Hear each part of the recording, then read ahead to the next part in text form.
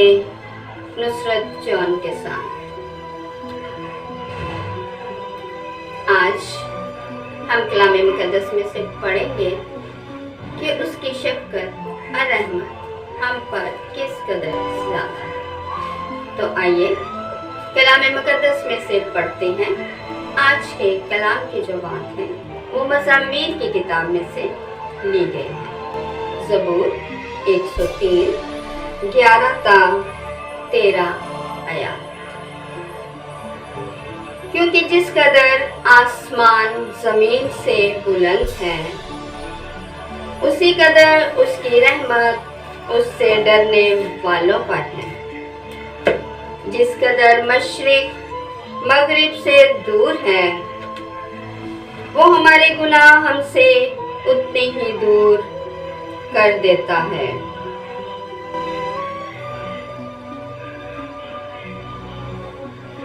जिस कदर आसमान जमीन से बुलंद है, क्या आप ये नाप सकते हैं कि आसमान और ज़मीन का कितना फासला है, या सोच सकते हैं, या कभी इसके बारे में आपको अंदाज़ा हो सकता है? नहीं। तो आज का कलाम हम पर वाज़िया कर रहा है कि जिस कदर ज़मीन आसमान से बुलंद है, खुदावन की शफ़क़त उससे डरने वालों पर है। क्या ही खूबसूरत बात है।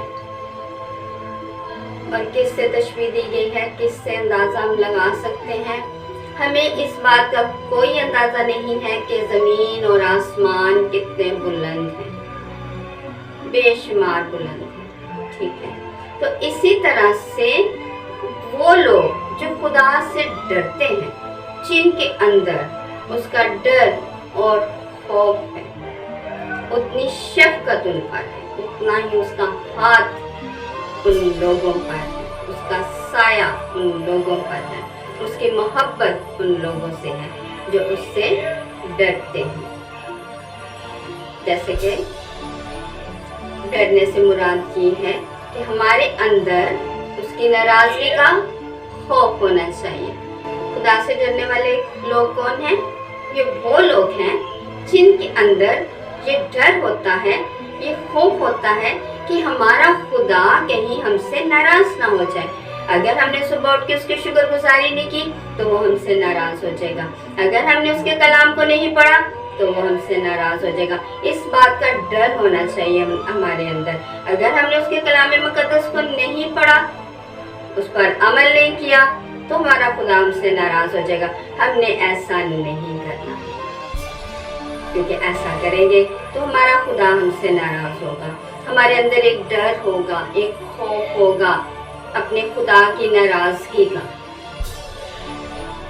तो हमने अपने खुदा को नाराज़ नहीं करना है, बल्कि उसका डर हमारे अंदर होना चाहिए कि हमने हर रोज़ उसकी शुक्रगुजारी करनी है, दुआ करनी है, कलाम पढ़ना है। हमारे अंदर ये डर होना चाहिए कि हमने किसी को नाराज़ नहीं करना है, मोहब्बत करनी है, प्यार करना है, सुलह और सलामती से रहना है। नाराज़गी है तो उससे माफ़ी मांग लेनी है। हमारे अंदर ये बात होनी चाहिए। और जिन लोगों के अंदर ऐसा डर होता है तो फिर उनके ऊपर शफ़क़त कितनी है? जितना ज़मीन और आसमान के दरमियान फासला, जितना ज़मीन आसमान से बुलंद है, बेशुमार मोहब्बत, बेशुमार शफ़क़त, बेशुमार रहमतें, बेशुमार उसकी बरक़ात, उसका फजल सिर्फ और सिर्फ जो उससे डरते हैं उनके लिए।